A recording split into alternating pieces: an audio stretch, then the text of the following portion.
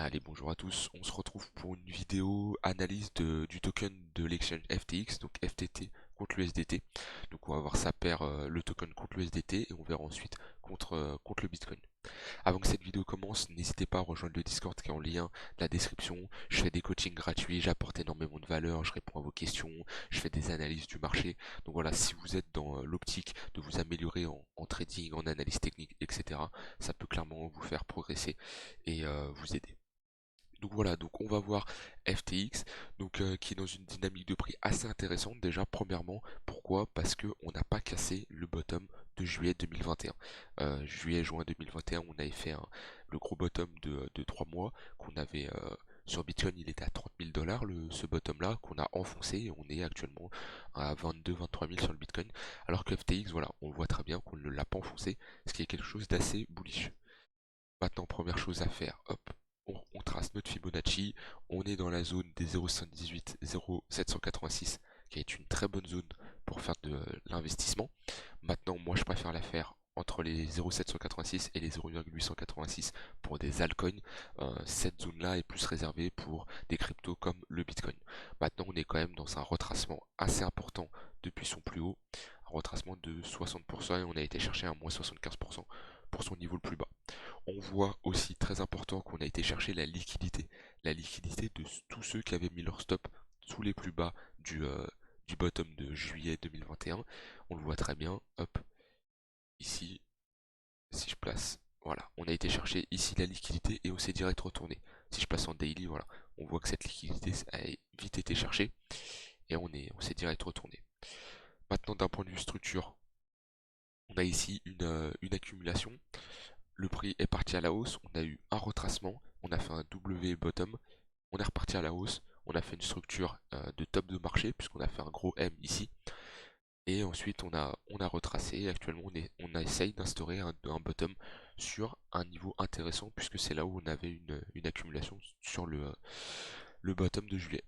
Si je place le volume profile, voir où il y a eu le plus d'accumulation, on a eu une très grosse accumulation, et là on voit qu'on a un trou dans le volume profile. Ici, on a une imbalance, ce qui est un endroit où le prix, en général, doit revenir.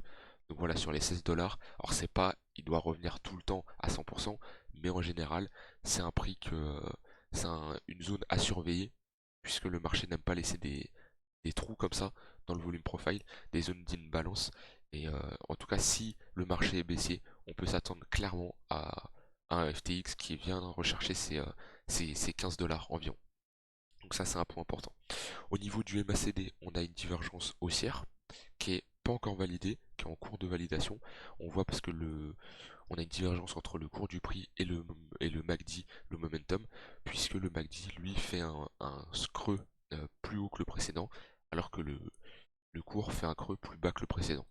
Pour valider cette divergence, il faudra casser ce niveau-là pour qu'elle soit validée. Et on aura une reprise du momentum dans la main des acheteurs.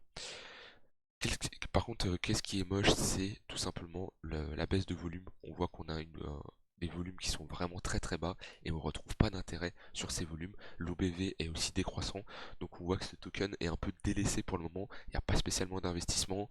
Depuis le plus bas, on a fait une performance de 25%, ce qui est assez faible comparé aux autres cryptos.